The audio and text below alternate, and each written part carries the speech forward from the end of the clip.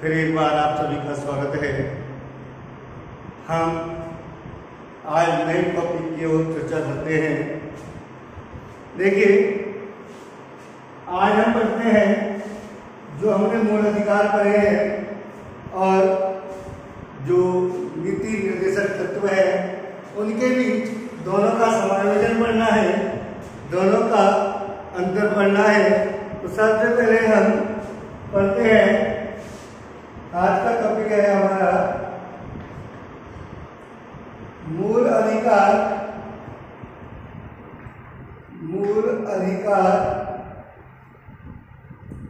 और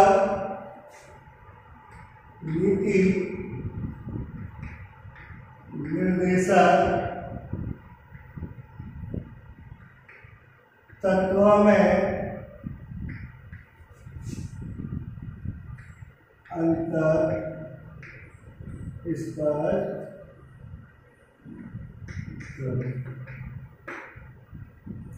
देखिए, दोनों ही व्यक्ति के विकास के लिए, कल्याण के लिए अति आवश्यक है, मूल अधिकार भी और नीति निर्देशक तत्व भी।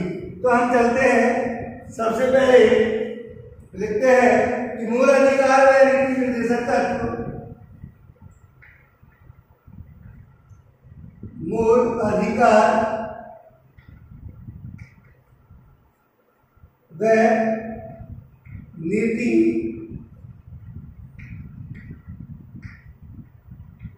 निर्देशक तत्व नागरिकों के विकास में कल्याण के लिए, नागरिकों के विकास में कल्याण के लिए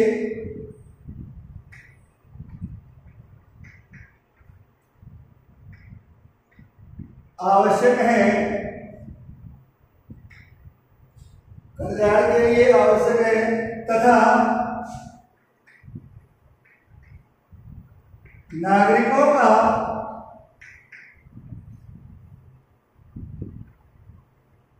जीवन श्रेष्ठ बनाते हैं, नागरिकों का जीवन श्रेष्ठ बनाते हैं। फिर भी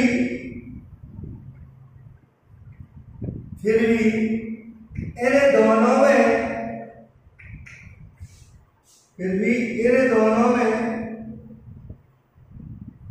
कुछ मूल अंतर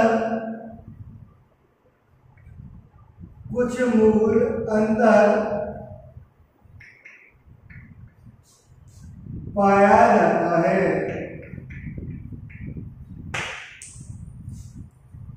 कुछ मूल अंतर पाया जाता है। देखिए, दोनों ही मूल अधिकार भी जो अपने 6 है, मूल अधिकार कहां से लिए गए हैं? संयुक्त राज्य अमेरिका से, यूएसए से। और नीति निर्देशक तत्व कहां से लिए गए?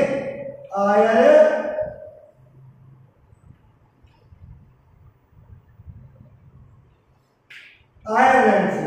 तो अब देखते हैं दोनों की ओर कि मूल अधिकार भी और नीति निर्देशक तत्व, ये मूल अधिकार और नीति निर्देशक तत्व नागरिकों का जो जीवन होता है, विकास होता है, कल्याण होता है, चहुमुखी विकास होना चाहिए, समानता होनी चाहिए, कहीं भी किसी भी प्रकार का कोई भी भेदभाव नहीं होना चाहिए। तो इसके लिए दोनों ही सहायक हैं। आगे चलते तथा इन्हीं दोनों के माध्यम से, मूल अधिकारों के माध्यम से और नीति निर्देशक तत्वों के माध्यम से नागरिकों का जीवन श्रेष्ठ बनाते हैं। उसके लिए आगे चलते हैं, दोनों एक साथ बनाते हैं, फिर भी इनमें कुछ ना कुछ का क्या पाया जाता है? अंतर पाया जाता है। तो पहला अंतर लिखते हैं हम, मूल अधिकार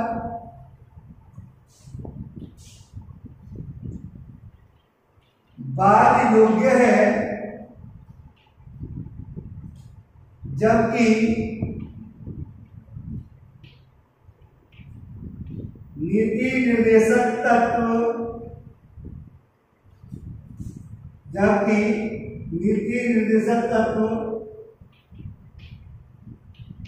बाध्य योग्य नहीं है।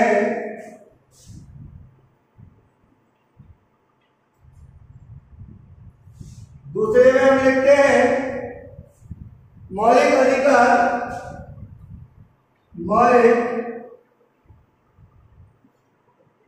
अधिकार व्यक्ति के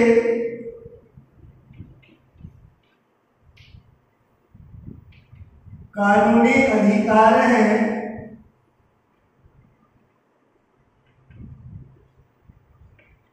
जबकि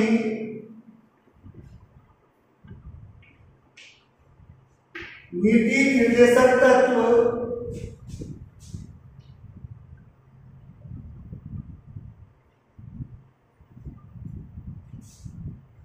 समाज के नैतिक बंधन है।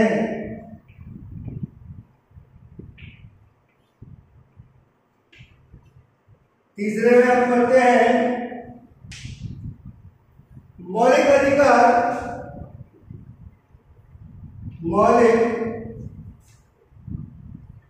अधिकार व्यक्ति के व्यक्तिगत अधिकार हैं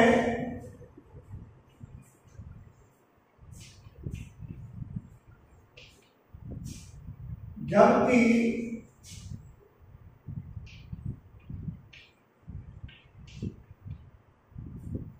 नीति निर्देशक तत्व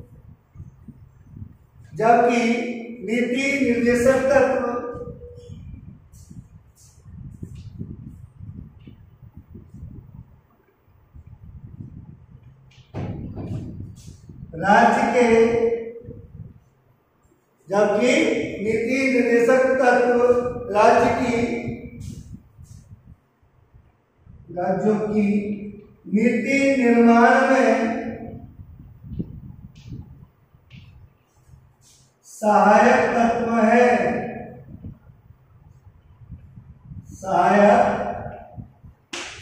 एक पॉइंट हो रहा है, उसको अपन ऊपर लिखेंगे। उससे पहले मैं आपको और बता दूं, देखिए दोनों ही व्यक्तियों के विकास और कल्याण में भी आवश्यक तत्व है, मूल अधिकार भी और नीति निर्देशक तत्व भी। देखिए मूल अधिकार और नीति निर्देशक तत्व नागरिकों के विकास व कल्याण के लिए आवश्यक है तथा नागरिकों का जीवन मूल अधिकार भी और नीति निर्देशक तत्व भी श्रेष्ठ बनाते हैं, आगे चलते हैं। परंतु दोनों का काम एक जैसा होने के बावजूद भी, नागरिकों का विकास करने के बावजूद भी इन दोनों में कुछ ना कुछ अंतर पाया जाता है। और वो अंतर कौन सा है? देखिए मूल अधिकार बाध्य योग्य है, जबकि नीति निर्देशक तत्व बाध्य योग्य नहीं है। दूसरी, मूल अधिकार या मौलिक अधिकार व्यक्ति के कानूनी अधिकार है, अर्थात कहीं भी किसी भी व्यक्ति के अधिकारों का हनन होता है तो हम न्यायालय की दृष्टि में उनको प्राप्त कर सकते हैं, जबकि नीति निर्देशक तत्वों का निर्माण किसी न्यायालय द्वारा नहीं किया गया है।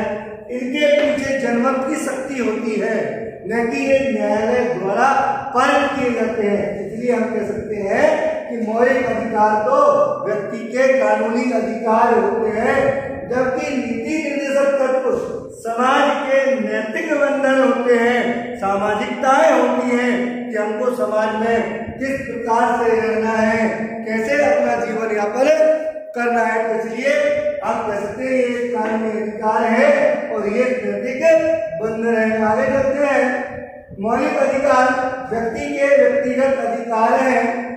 व्यक्तिगत उनको जैसे ही देश की नागरिकता प्राप्त होती है किसी व्यक्ति को, तो उस देश के संविधान द्वारा जो जो मूल अधिकार उस व्यक्ति के लिए दिए गए हैं, नागरिकों के लिए दिए गए हैं, वे सभी उन्हें प्राप्त कराए जाते हैं। जबकि नीति निर्देशक तत्व राज्यों के नीति निर्माण में सहायक है। जैसे कहीं भी सरकार द्वारा कोई योजना, कोई कानून ऐसा लागू किया जाए जो हमारे हित में नहीं है, तो हम इन तत्वों के माध्यम से उन पर थोड़ा सा अंकुश लगा सकते हैं, रोक लगा सकते हैं। अंतिम पॉइंट है अपना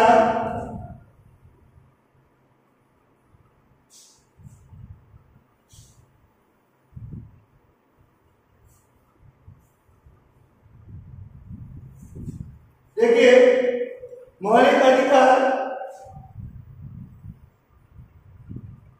मौलिक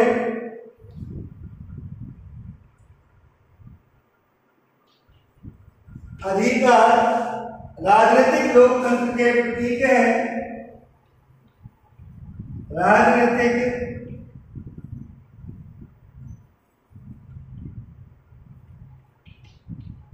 लोकतंत्र के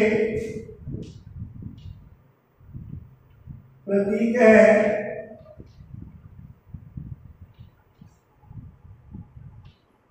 जबकि नीति निर्देशक तत्व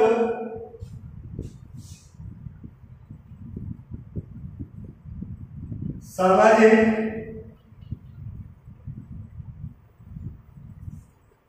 व राजनीतिक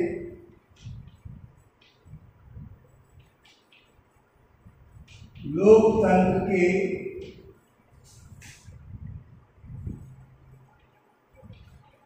प्रतीक है। देखिए मौलिक अधिकार राजनीतिक लोकतंत्र के प्रतीक है, जबकि नीति निर्देशक तत्व राजनीतिक आर्थिक लोकतंत्र के प्रतीक है। लेकिन कैसे कि सिर्फ इससे सरकार का निर्माण होता है, राजनीतिक व्यवस्थाएं चलती हैं, प्रशासनिक व्यवस्थाएं चलती हैं, लेकिन एक नीति निर्देशक तत्व जो है समाज से जुड़ी हुई प्रत्येक तत्वों का अध्ययन करते हैं, उनमें सामाजिकता उत्पन्न हुई या नहीं हुई, उनका आर्थिक विकास हुआ या नहीं हुआ, समान रूप से उन व्यक्तियों का विकास हुआ या नहीं हुआ, या उनमें किसी भी प्रकार का कहीं भी भेदभाव नहीं है। तो ये स्पष्टीकरण हमारा इस क्वेश्चन में हुआ है कि नीति निर्देशक तत्व और मूल अधिकारों में क्या अंतर है। अब चलते हैं हम नेक्स्ट क्वेश्चन की ओर।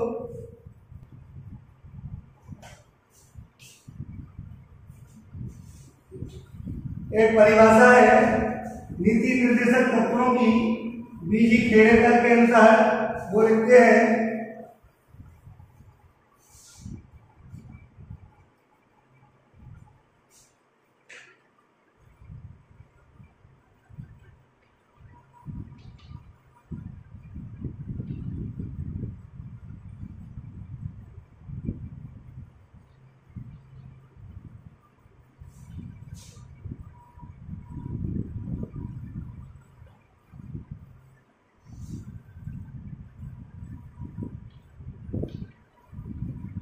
अनुसार नीति निर्देशक तत्व परिभाषा है। देखिए ये अपने क्या मत रखते हैं, ये तत्व वे आदर्श है, ये तत्व वे आदर्श है जिनकी क्रियान्विति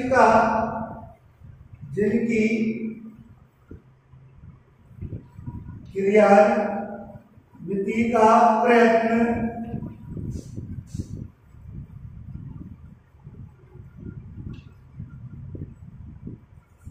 सरकार को करना होता है। देखिए हमने पढ़ा था कि कानूनी अधिकार नहीं है, तो उसी प्रकार एलडी खेड़ेकर या बीजी खेड़ेकर कहते हैं सरकार का दायित्व बनता है कि जितने भी हमारे देश के नागरिक हैं, ये तत्व वे आदर्श है जिनकी क्रियान्विति का प्रभु सरकार, यहाँ एक शब्द और लिख रहे हैं, यहाँ पर शासन को करना होता है कि अच्छा बुरा भला ये सोचने की जिम्मेदारी हम किसके हाथों में सौंपते हैं, सरकार के हाथों में। अब सरकार की जवाबदेही ये बनती है कि जितने भी हमारे देश के नागरिक हैं, समस्त जनता है, उनका समानीकरण हो और उनका समान रूप से विकास हो। इसलिए ये वे तत्व या आदर्श हैं जिनकी क्रियान्विति का प्रयत्न सरकार या शासन को करना होता है। नेक्स्ट क्वेश्चन जो हमारा एग्जाम में 6 नंबर में आता है और वैसे मोस्ट क्वेश्चन माना गया है इस साल की दृष्टि से, परंतु जैसा कि आप जानते हैं कोरोना महामारी के दरमियान एग्जाम की डेटों का भी कोई भी पता नहीं है कि कब तक एग्जाम होनी है, इस साल होनी है कि नहीं भी होनी है, इसलिए अपन कैसे माने कि ये मोस्ट है। परंतु जैसे ही सिलेबस अपन चल रहे हैं तो सिलेबस के अनुसार ही हमको अपना कार्यक्रम प्रस्तुत करना है। तो ये हमारा मोस्ट क्वेश्चन माना गया है जो 6 अंक का पेपरों में आता है। देखिए क्वेश्चन है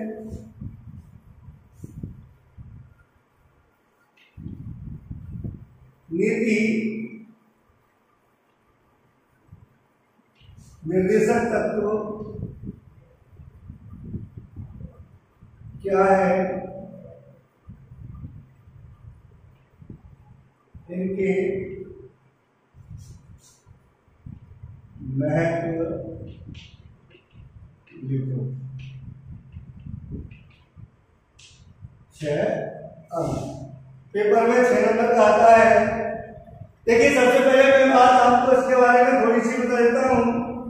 देखिए ये किस देश के संविधान से लिए गए हैं, वे हमने लिए हैं आयरलैंड, क्योंकि हमने पढ़ा है कि भारत का संविधान 60 देशों से मिलकर बना है। दूसरे संविधान के किस भाग में है, तो हम लिखते हैं किस भाग में है, तो भाग नंबर 4। एक और बात इसको अपन 4 के भी बोलते हैं, तो अनुच्छेद है 36 से 51 अनुच्छेद तक। चलिए यहाँ तक अब हम आगे चलते हैं।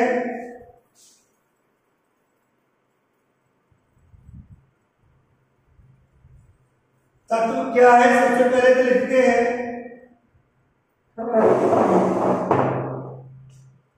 देखिए लोग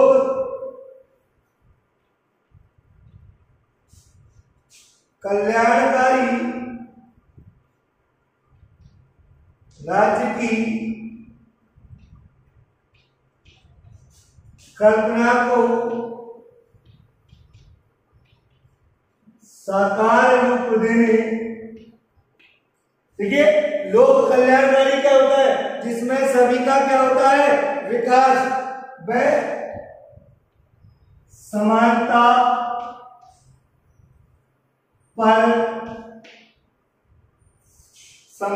पर आधारित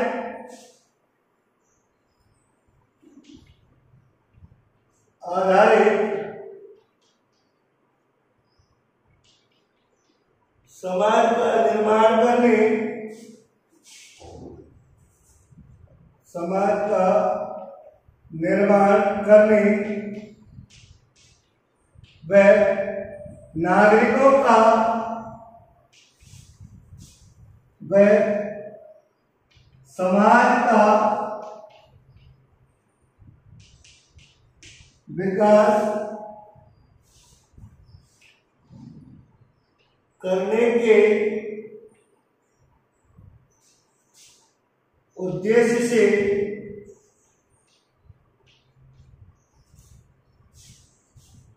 इन तत्वों का उल्लेख किया गया है,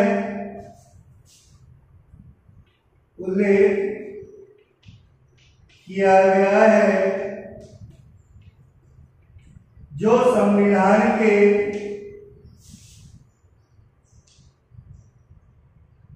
भाग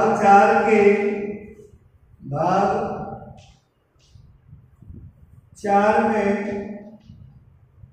अनुच्छेद 36 से 51 तक वर्णित है,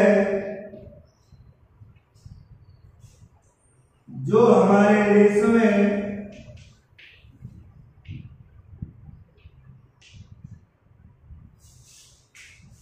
आयरलैंड से लिए गए हैं। देखिए नीति निर्देशक तत्व क्या है, पढ़ा है अभी हमने, महत्व नहीं पढ़े हैं कि लोक कल्याणकारी राज्य के अर्थात जिसमें सभी नागरिकों का समान रूप से सभी क्षेत्रों में विकास हो। लोक कल्याणकारी राज्य की कल्पना को मतलब अच्छा समाज, व्यवस्थित समाज, विकसित समाज का विकास करने के लिए, ऐसा साकार रूप देने के लिए नीति निर्देशक तत्व आवश्यक है। समानता पर आधारित समाज का निर्माण करने व नागरिकों व समाज का विकास करने के उद्देश्य से इन तत्वों का उल्लेख किया गया है, जो संविधान के भाग 4 में अनुच्छेद 36 से लेकर 51 तक वर्णित है, जो हमारे देश में आयरलैंड से लिए गए हैं। तो मुख्य रूप से हम कह सकते हैं कि नीति निर्देशक तत्वों का जो निर्माण है मुख्य तौर पर लोक कल्याणकारी राज्य अर्थात पूरे देशवासियों का सभी क्षेत्रों में विकास करना और कहीं भी किसी भी प्रकार का कोई भी असमानता, भेदभाव, छुआछूत, शोषण ऐसी संबंधित बीमारियों का कहीं भी हमारे देश में फैलाव नहीं देखा जाए। तो इसलिए लोक कल्याणकारी राज्य की कल्पना को साकार रूप देने के लिए इन तत्वों का निर्माण किया गया। आगे चलते हैं इन तत्वों के महत्व।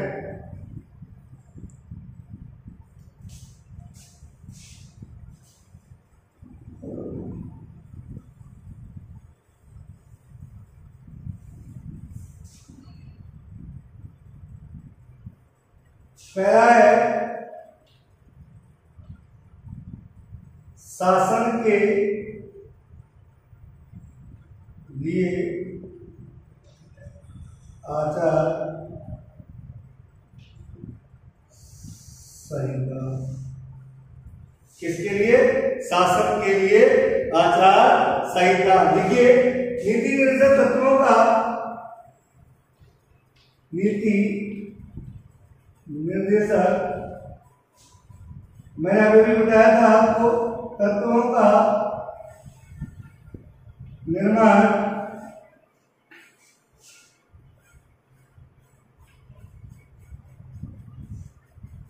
न्यायालय द्वारा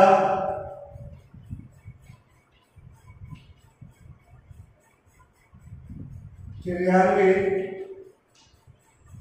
नहीं किया जाता है। अर्थात हम क्या माने कि इन तत्वों का निर्माण हमारी न्यायपालिका द्वारा नहीं किया जाता है। आगे चलते हैं, परंतु इसके पीछे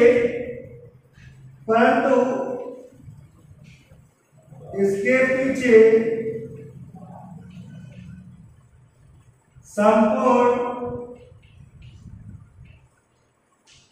जनमत की, इसके पीछे संपूर्ण जनमत की शक्ति होती है,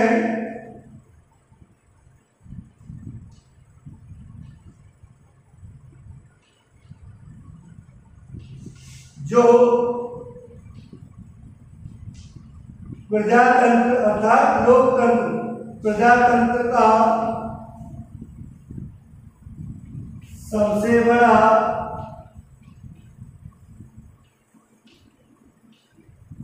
न्यायालय है। क्या है? प्रजातंत्र का सबसे बड़ा न्यायालय है, जिसके माध्यम से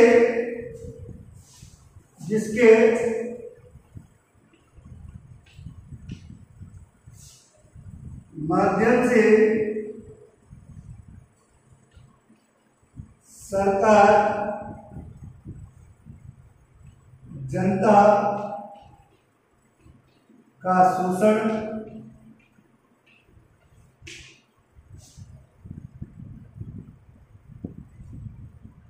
असंवैधानिक नीतियां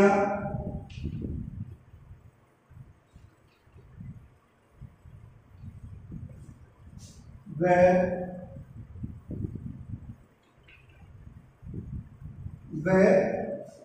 असफल योजना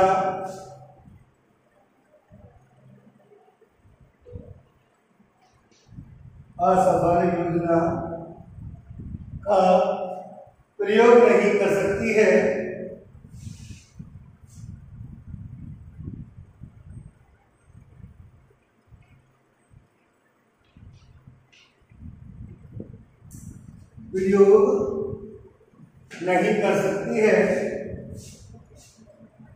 अर्थात सरकार सामाजिक कल्याण से परे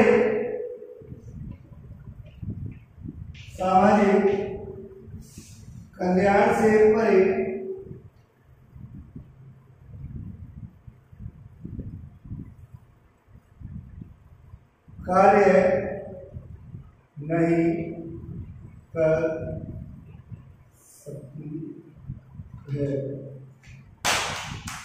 देखिए,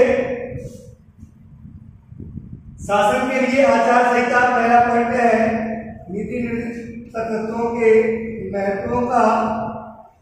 उसमें हम पढ़ते हैं कि नीति निर्देशक तत्व, मैंने आपको बताया था कि इन तत्वों का निर्माण लोकतंत्र द्वारा, सरकार द्वारा, न्यायालय द्वारा या किसी और प्रशासनिक विभाग द्वारा नहीं किया जाता है।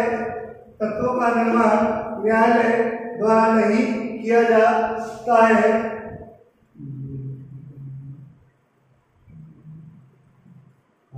ठीक है, न्यायालय द्वारा क्रियान्वित नहीं किया जाता है या निर्माण नहीं किया जाता है, परंतु जो इसकी सबसे बड़ी ताकत है, जो सबसे पीछे इसकी जो शक्ति है, जो लोकतंत्र का जो आधार है, तो इसके पीछे जो संपूर्ण जनमत की शक्ति होती है, जो प्रजातंत्र का सबसे बड़ा न्यायालय है।